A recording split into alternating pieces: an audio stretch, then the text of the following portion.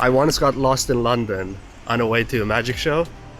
It's a crazy story, so let's get into it.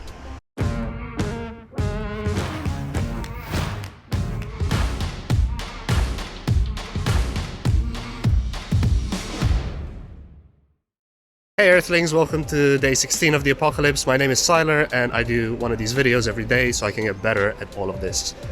You're probably used to the background so far, so today I decided to take a new route just to show you new stuff around the area.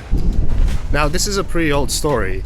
It's about 5-6 years old. I didn't know London that well. I'm not saying I know it now, but now that that happened, the thing that happened will never happen again. So I was on my way to a gig to London.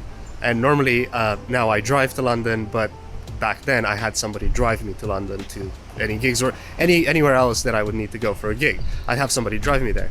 But because it was London, it was really nice outside, so I'm just gonna take a train, go do the show, and then maybe hang around, see some magicians after, stuff like that, right? So I get on the train, I get to London, get off at the station, look at my Google Maps, I have another 15 minutes to walk, and I'm meant to start in like 30 minutes, so it's perfect. I get there, you know, just get ready a bit, have a quick drink, and ready to go. Cool. So I keep going through these alleyways, tiny streets, and I get to the house, because it was like a house party, like a birthday party. So I get there, and I see nothing. Like normally, I don't know how it is where you are, but in the UK, generally, if it's a house party, when you get to the door, you know, because there's balloons around, there's stuff saying that it's a birthday or a party happening at that house, right? And I get to this house and there's nothing there. I'm like, oh, okay, maybe it's just like a tiny 10 people party and whatever. They're not making a big thing out of it, right? So I'm like, cool. And I go in. I don't go in, sorry. And I knock on the door, nothing. Knock again, and this old lady opens the door. And at that point, I'm like, it's probably the wrong house. And I'm like, hi, I'm Sylar, I'm a magician, and I meant to have a show at this address today. And she's like, no, you don't. I'm like, okay, thank you. So I leave the house and I'm like, hey, what am I gonna do right now, right? What am I gonna do? Like, what did I do? Did I get the address wrong, or did I get the date wrong, or what is happening? So then I realize, I look back at the email and I look at the address as in the street number and the street name, and they are the same as the place where I'm at right now. But the postcode is completely different.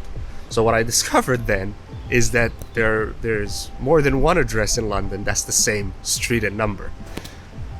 So at this point, I'm getting a call from the actual booker. I answer the phone, I'm like, hi, I'm sorry, look, it's happened.